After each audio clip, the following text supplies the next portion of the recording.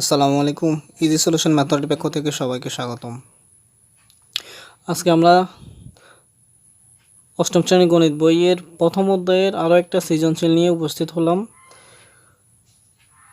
নিয়ে আমাদের এই অধ্যায়ের মোট 10টা পর্ব আমরা করলাম এই পর্বসহ। এই 10টা পর্ব যদি ভালোভাবে কেউ দেখো তাহলে এই অধ্যায়ে 100% তোমরা প্রশ্ন কমন পাবে। আশা করি এই অধ্যায়গুলো সবাই ভালোভাবে দেখবা, উপকৃত হবা। এখন আমাদের আরেকটা সৃজনশীল উদ্দীপক দেওয়া আছে। 1 নম্বরে 5, 8, 11, 14, 2 আছে 5, 9, 13, 17। আচ্ছা, আমাদের ক নম্বর প্রশ্ন আছে 5 ক বিয়োগ 1 বীজগণিত রাশির পঞ্চম ও সপ্তম পদের মধ্যে কয়টি মৌলিক সংখ্যা আছে সেটা বের করো। তাহলে আমাদের একটা রাশি দিয়ে দিছে, বলছে যে পঞ্চম ও সপ্তম পদের মধ্যে, মানে পঞ্চম পদ থেকে পঞ্চম, ষষ্ঠ, সপ্তম এই তিনটা পদের মধ্যে কয়টি মৌলিক সংখ্যা আছে সেটা বের করতে হবে। তাহলে 5 ক বিয়োগ 1 বীজগণিত রাশির পঞ্চম পদ, তার মানে হচ্ছে 5 পূরণ ক মানে যততম পদ, তাহলে 5 পূরণ 5 বিয়োগ 1 সমান সমান 5 5 25 বিয়োগ 1 সমান 25 থেকে 1 চলে গেলে 24। ষষ্ঠ পদ, তাহলে বীজগণিত রাশির 5 পূরণ যেহেতু পদ সংখ্যা ষষ্ঠ, তার মানে 6 বিয়োগ 1 সমান 5 6 30 বিয়োগ 1, 30 থেকে 1 চলে গেলে আর হচ্ছে 29। সপ্তম পদ, তাহলে 5 পূরণ 7 বিয়োগ 1 5 7 35 বিয়োগ 1, 35 থেকে যদি 1 চলে যায় তাহলে হচ্ছে আর 34। তাহলে আমাদের এই বীজগণিত রাশির পঞ্চম ও সপ্তম পদ, আমরা এই 5 ক বিয়োগ 1 বীজগণিত রাশিটির পঞ্চম ও সপ্তম পদের মধ্যে মৌলিক সংখ্যা হচ্ছে 29, কারণ 24 হচ্ছে যেহেতু জোড় সংখ্যা মানে সবগুলো যৌগিক সংখ্যা। আর 29 যেহেতু 29 আছে, সেটা আমরা 29টা দেখতে পারি যে 29 1 এবং 29 ছাড়া অন্য কোনো সংখ্যা দিয়ে বিভাজ্য হবে না। সুতরাং 29টাই হচ্ছে আমাদের মৌলিক সংখ্যা। 34 জোড় সংখ্যা, সেটাও আমাদের যৌগিক সংখ্যা। তাহলে 5 ক বিয়োগ 1 বীজগণিত রাশিটির পঞ্চম ও সপ্তম পদের মধ্যে মৌলিক সংখ্যা হচ্ছে 29। সুতরাং 5 ক বিয়োগ 1 বীজগণিত রাশিটির পঞ্চম ও সপ্তম পদের মধ্যে মৌলিক সংখ্যা আছে একটি। প্রশ্ন চাইছে মৌলিক সংখ্যা কয়টি মৌলিক সংখ্যা আছে, সুতরাং আমাদের মৌলিক সংখ্যা আছে একটি। এটাই আমাদের উত্তর। এখন আমাদের খ নম্বর অঙ্কে 1 নং তালিকার প্রথম 120টি পদের যোগফল সূত্রের সাহায্যে নির্ণয় করো। তাহলে আমাদের 1 নং তালিকা দেওয়া আছে, এটা খ নম্বর। তাহলে 1 নং তালিকা হচ্ছে 5 8 11 14। যেহেতু 120তম প্রথম 120টি, তার মানে 1 থেকে 120 পর্যন্ত মোট 120টি পদের যোগফল বের করতে হবে। সেই জন্য আমাদের অবশ্যই 120তম পদ বের করার জন্য আমাদের বীজগণিত রাশিটা বের করে নিতে হবে, তারপরে আমাদের 120তম পদটি বের করতে হবে। সেক্ষেত্রে আমরা যদি ওই সূত্রটি ফলো করি, এটা ব্র্যাকেটে থাকবে, সবসময় রাফ হিসাব করবা। তাহলে আমাদের এই দুইটার মাঝে পার্থক্য কত আছে দেখি। 5 এবং 8 এই দুইটার মাঝে পার্থক্য আছে 3, 8 এবং 11 পার্থক্য আছে 3, 11 14 পার্থক্য আছে 3, তার মানে পার্থক্য হচ্ছে 3 করে পূরণ ক যোগ প্রথম সংখ্যা আছে আমাদের 5 বিয়োগ পার্থক্য আছে 3 সমান 3 এর ক পূরণ করলে 3 ক যোগ 5 থেকে যদি 3 চলে যায় তার হচ্ছে 2। তাহলে 3 ক যোগ 2, এটা হচ্ছে আমাদের রাফ অংশ। এই বীজগণিত রাশিটা মনে মনে ধরে রেখে আমাদের অঙ্কটা করে নিতে হবে। তাহলে যেহেতু তালিকার প্রথম সংখ্যা আছে 5, যেহেতু আমাদের প্রথমে 2টা আলাদা করতে হবে, তাহলে 3 যোগ 2 হলো 5, 2 আলাদা করতে হবে, তাহলে 6 যোগ 2, 6 2 8, 3 2 5। এখানে একইভাবে 9 যোগ 2, তাহলে 9 আর 2 11। একইভাবে 12 যোগ 2, মানে 12 2 14। 2টা আলাদা করলাম। এখন আমাদের বীজগণিত রাশি 3 তো আছে, 3-এর সাথে আমরা 1 পূরণ করলে 3 একে 3 যোগ 2, তাহলে 3 একে 3 যোগ 2 সমান 3 রাখতে হবে। 3-এর সাথে যদি 2 পূরণ করি 3 2 6 যোগ 2। একইভাবে 3 পূরণ 3 যোগ 2, একইভাবে 3 পূরণ 4 যোগ 2, তাহলে মিলে গেল আমাদের প্রথম পদ যেহেতু এই জন্য 1, দ্বিতীয় পদ যেহেতু এই জন্য 2, তৃতীয় পদ যেহেতু এই জন্য 3, চতুর্থ পদ যেহেতু এই জন্য 4, আর সবগুলো মিল 3, এগুলো বীজগণিত রাশির। সুতরাং তাহলে একইভাবে কতম পদ হবে আমাদের 3 পূরণ ক যোগ 2 সমান 3ক যোগ 2। এখন তালিকার 120তম পদ বের করতে হবে। সুতরাং তালিকার 120তম পদ সমান 3 পূরণ 120 যোগ 2। তাহলে 3 দিয়ে যদি 120কে পূরণ করি 0 0, 3 দুগুণা 6, 3 একে 3, 3 দিয়ে 120কে পূরণ করলে 360 যোগ 2 সমান 360 যদি 2 এ যোগ করি তাহলে হচ্ছে 362। তাহলে 120তম পদ হচ্ছে 362। তাহলে সুতরাং তালিকার প্রথম 120টি পদের যোগফল হবে। তাহলে প্রথম পদ আছে 5 যোগ 8 যোগ 11 যোগ 14 ডট ডট দিয়ে 120তম পদ হচ্ছে সর্বশেষ 362।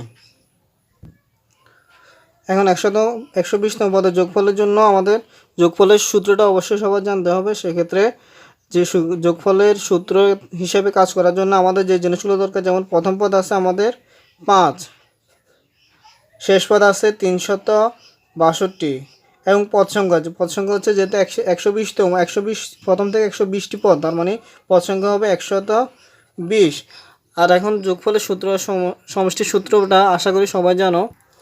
তাহলে সমষ্টির সূত্রটা হচ্ছে প্রথম পদ যোগ শেষ পদ পূরণ পদ সংখ্যা ভাগ 2। তাহলে এক্ষেত্রে আমাদের প্রথম পদ আছে 5 যোগ শেষ পদ আছে 362 পূরণ পদ সংখ্যা হচ্ছে 120 ভাগ 2। তাহলে আমরা 2 দিয়ে যদি 120কে কেটে দেই তাহলে 2 দিয়ে 120কে কেটে দিলে 60 দুগুণা 120। তাহলে 362 আর 5 যদি যোগ করি তাহলে হচ্ছে 367 পূরণ নিচের কিছু নাই 60। তাহলে 367 আর 60 যদি আমরা পূরণ করি তাহলে 367 আর 60 যদি আমরা পূরণ করি তাহলে আমাদের পূরণ আসতেছে 22,020।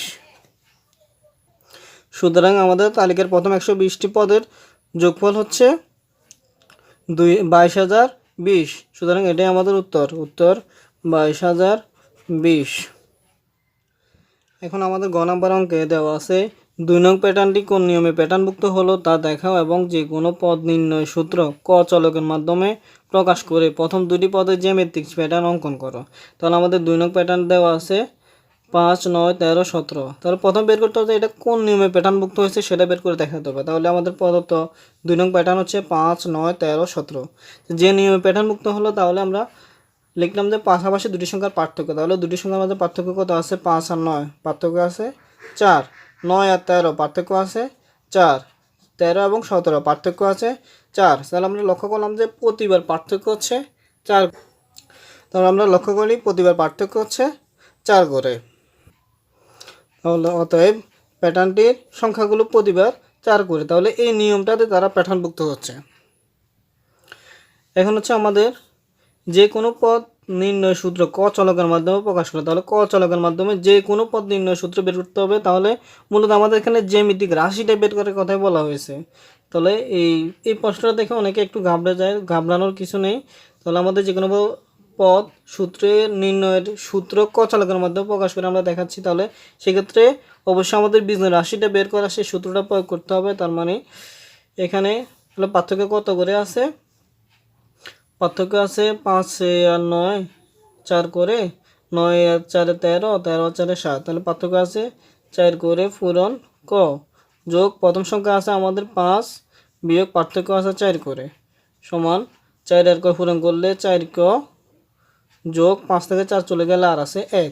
তাহলে এই রাশিটার আলোকে আমরা অঙ্কটা করে দেখাচ্ছি তোমাদেরকে। তাহলে সুতরাং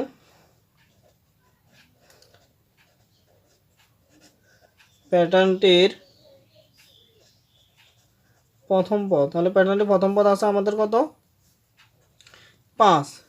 প্যাটার্নটির দ্বিতীয় পদ আছে 9। তাহলে প্যাটার্নটির তৃতীয় পদ আছে 13। একইভাবে প্যাটার্নটির চতুর্থ পদ আছে 17। তাহলে আমরা এখন এইটার আলোকে এটা করে দেখাচ্ছি। তাহলে আমাদের প্রথমত বীজগণিত রাশির একটা আলাদা করে নিতে হবে, তার মানে 4 যোগ 1 আলাদা করে নিলাম, 4 একে 5।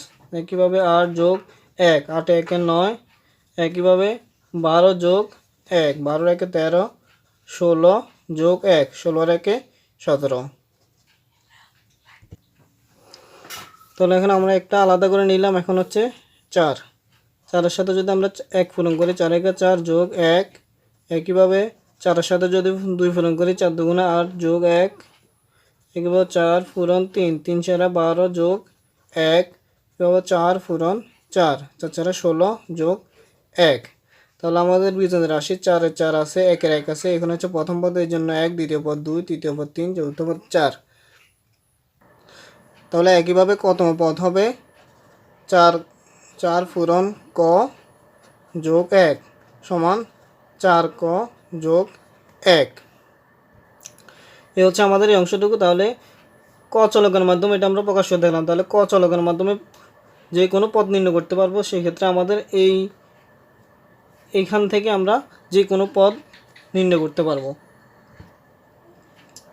এখন আমাদের চলকের মধ্যে প্রকাশ করে প্রথম দুটি পদের জ্যামিতিক প্যাটার্ন অঙ্কন করো। তাহলে প্রথম দুইটা, তাহলে প্রথমটা হচ্ছে 5, দ্বিতীয়টা হচ্ছে 9।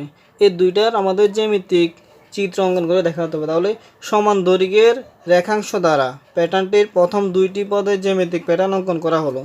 যেহেতু জ্যামিতিক প্যাটার্নগুলো অবশ্যই সবগুলো সমান দৈর্ঘ্য হতে হবে, রেখাংশগুলো সবগুলো সমান হতে হবে।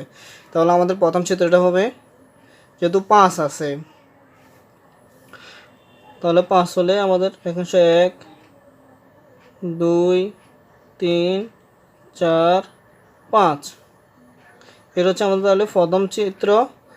দ্বিতীয় চিত্র হচ্ছে 1